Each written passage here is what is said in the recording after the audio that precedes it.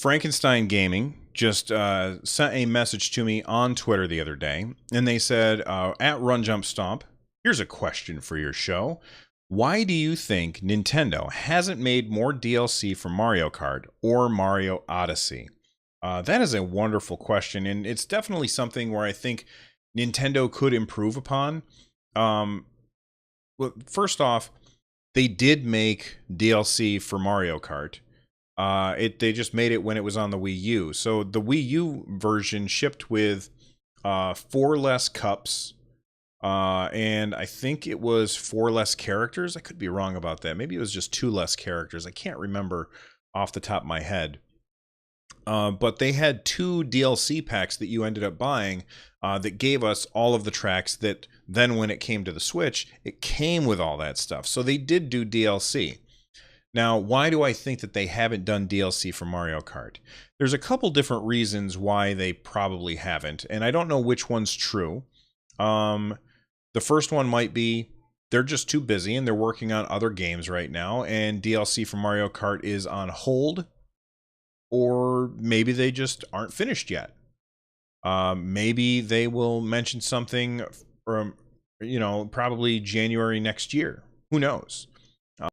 Another reason that they might not be working on DLC for Mario Kart is I know that there will be some people who, if they did bring out DLC for Mario Kart 8 Deluxe, they would say, look, pal, I already bought Mario Kart 8 once. Then I bought DLC for it. Then you made the Switch, so I bought the game for the Switch. And now you're going to make DLC again? That's too much money for one game. And I understand the logic there, but I totally disagree. I would love to see DLC for Mario Kart 8 Deluxe. I would love to have more tracks and to bring people back into the game. Not that it's hard to find a game of Mario Kart 8. That game's fantastic, and every time I load it up, I can find a game like that. But I would love to see DLC for Mario Kart, and I hope that they are. Another reason that they may not have been working on DLC for Mario Kart 8 Deluxe is the idea that maybe they're working on Mario Kart 9. And I've talked about this on the show before, but what makes a new installation of Mario Kart 9?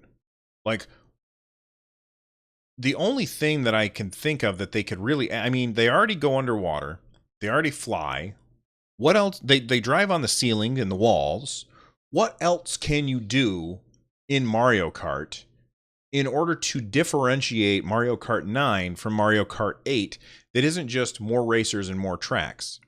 And if it's just more racers and more tracks, then why not just add it as DLC to Mario Kart 8 Deluxe? Like, that's how I look at it. They already brought out one Mario Kart game on this platform. For me, I would hope that they would just say that's the one Mario Kart game for this platform, and turn that into a games as a service kind of thing, where rather than buying the next version of Mario Kart, we just keep buying DLC for it and keep buying new courses and new racers, and that would breathe life back into it. I think that would be the best, and I hope that Nintendo's not working on a Mario Kart 9 that's going to come out on the Switch. If they are working on a Mario Kart 9, that's fine too. I just hope that it comes out on whatever the next system from Nintendo is. When we look at Mario Odyssey, I mean, if you ask Nintendo, they've done lots of DLC for Mario Odyssey, but it's not the DLC that I want.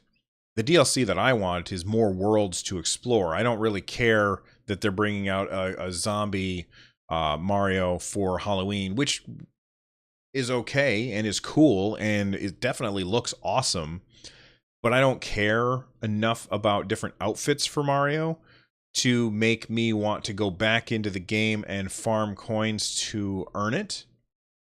That being said, I think that it would be awesome if we would get DLC for Mario Odyssey. Now, taking everything that I just said into account, very recently, I don't have the article keyed up in front of me, so I can't bring it up, and I'm not going to get the quote exactly right.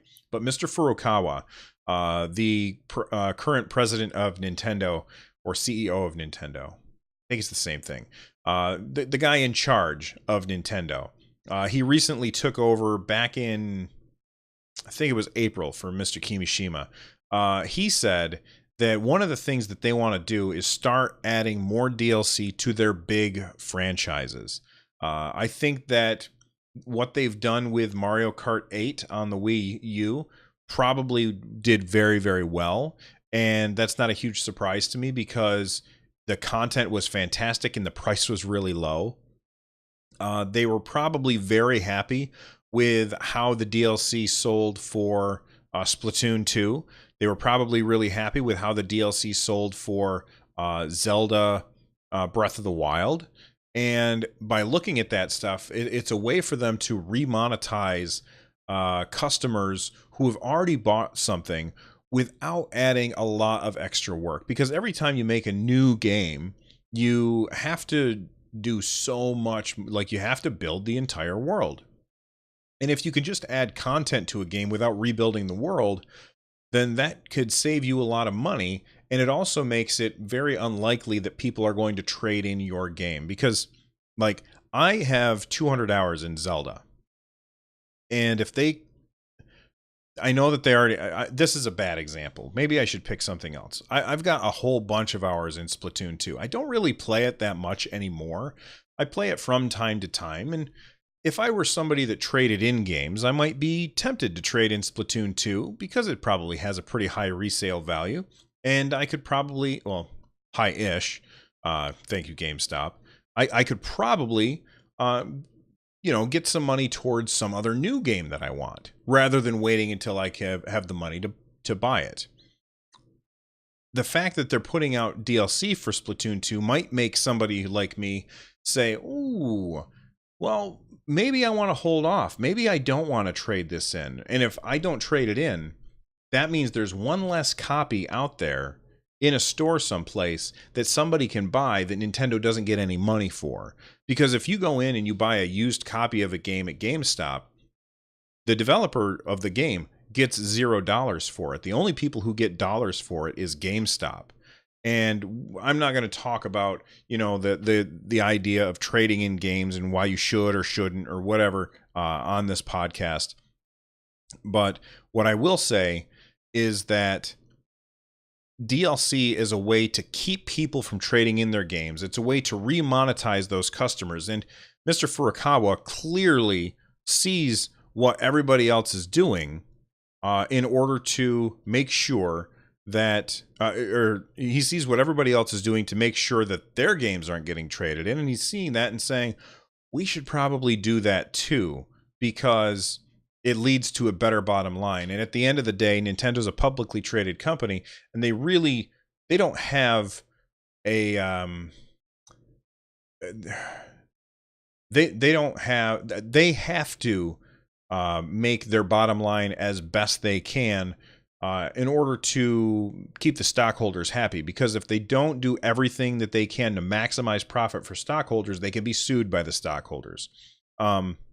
Bravd says, my physical copy hoarding is really altruistic. Yes, your physical copy hoarding is really altruistic. That's right. All right. That's it. Let's move on.